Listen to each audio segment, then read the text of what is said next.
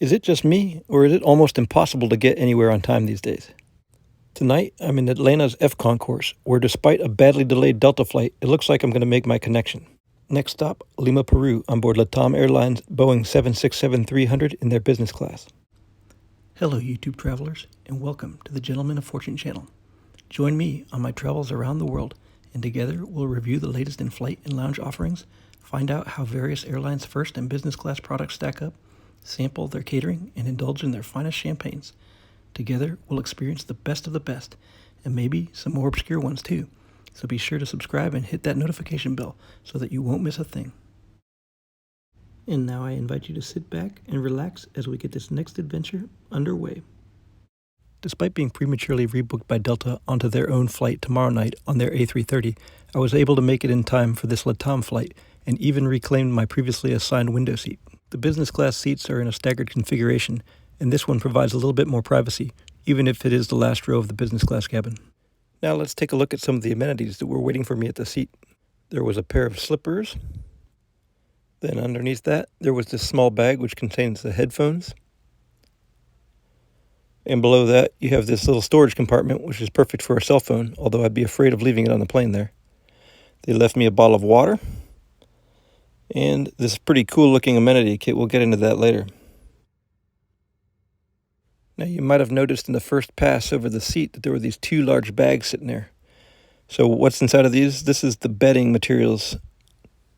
Between the two bags, there's actually a mattress pad and a duvet, as well as a pillow. Looking at the seat itself, we can see it's got a leather adjustable headrest, as well as one of those 3-point seat belts for takeoff and landing, which frankly are kind of annoying. On the edge of the privacy wall, there's a personal reading light.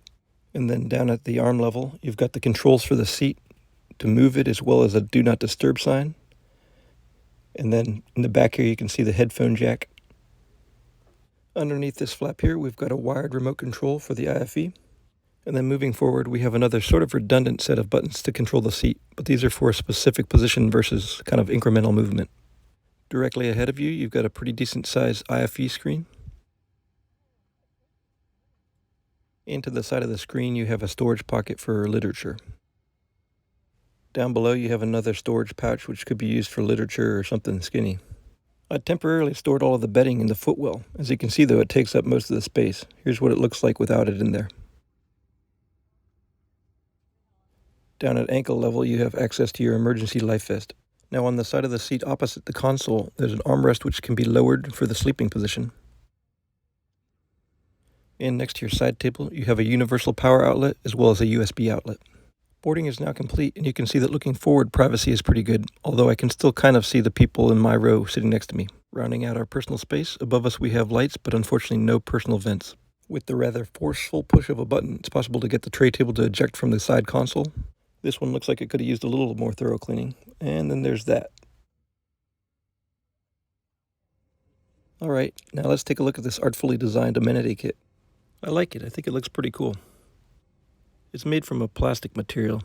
On the backside, it's actually got a clear panel, so you can kind of see some of the things that you have inside of it. Apparently, it's made by the brand Hamilton Aguiar for LATAM. All right, let's take a look at what's inside of this thing. First up, we've got a little card here, which explains sort of the inspiration for the kit.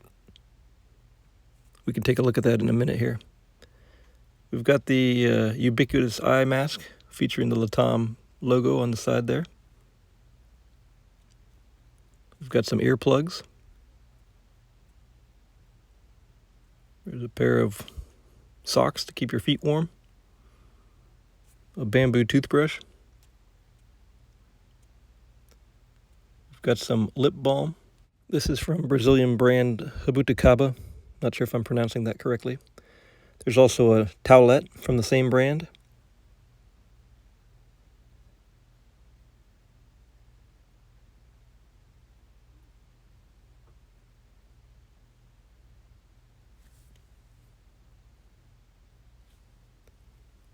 And we have some hand cream, also from the same brand.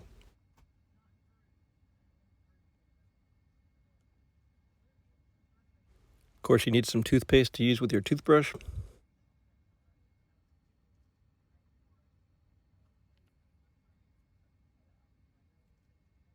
And so the only thing left in here is this little card which kind of outlines the philosophy behind this amenity kit, which is that it's a reusable and collectible kit which showcases some of the works of Brazilian artist Hamilton Aguilar.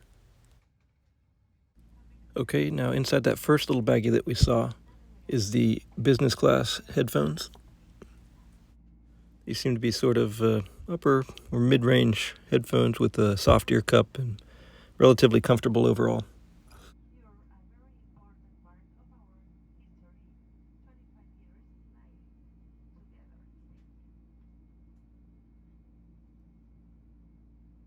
Now let's take a look at what's available on LATAM's Inflight Entertainment.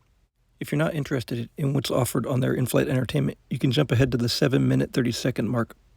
In addition to the remote control, the monitor is a touchscreen, but as you can see, it's not necessarily the most responsive.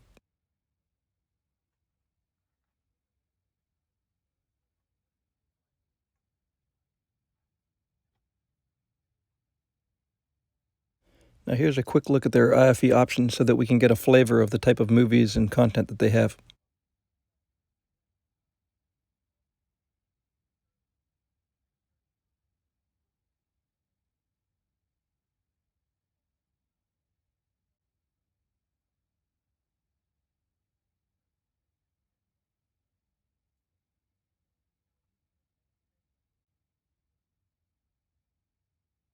It does appear as though they have a few new releases available.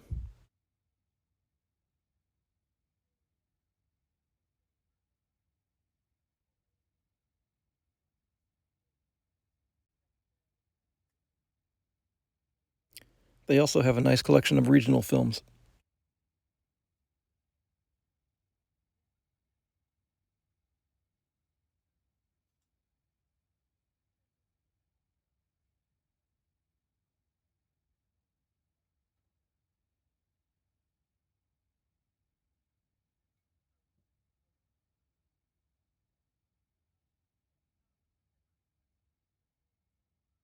They have a meager collection of games.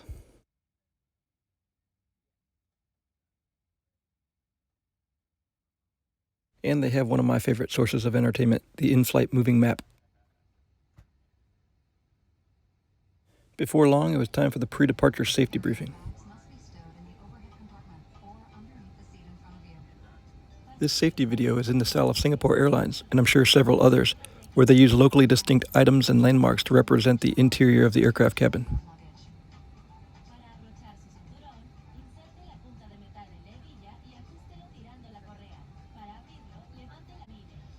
I, for one, love this type of airline safety video because of the creativity involved, the fact that it showcases the local area and interesting sights, as well as the pride that it displays in the country and region.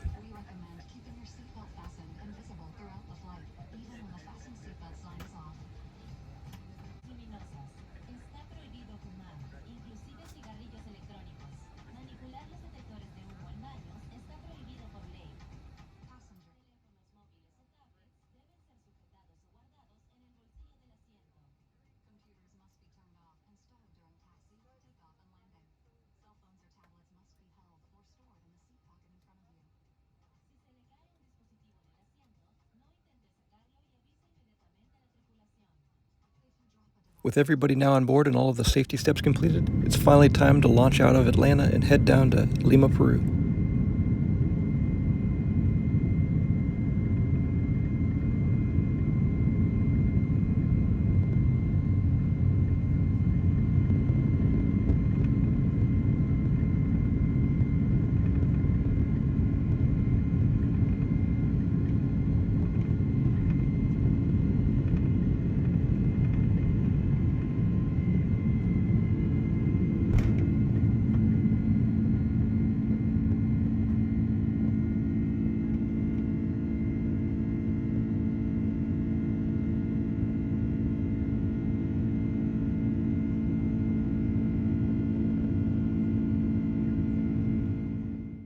Now that we're safely airborne, it's time to slip into something a little bit more comfortable.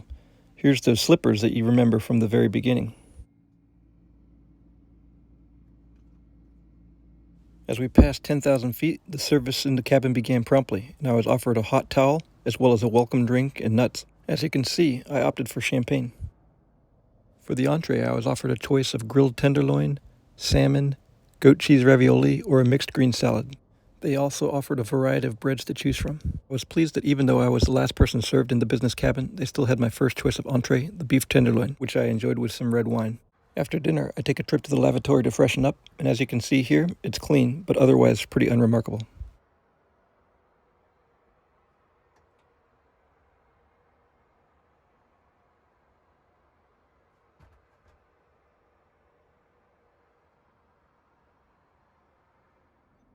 When I returned to my seat, this piece of chocolate was waiting for me on the tray top, which I thought was a nice touch.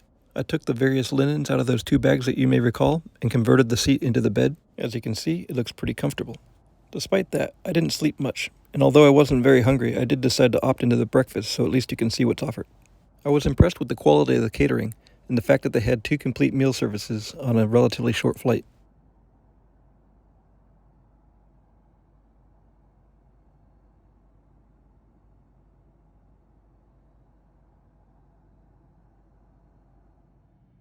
I was hoping that the sun might be starting to rise by the time that we started our approach, but alas, it was still dark. Between the overcast clouds and the mountains, it probably doesn't help.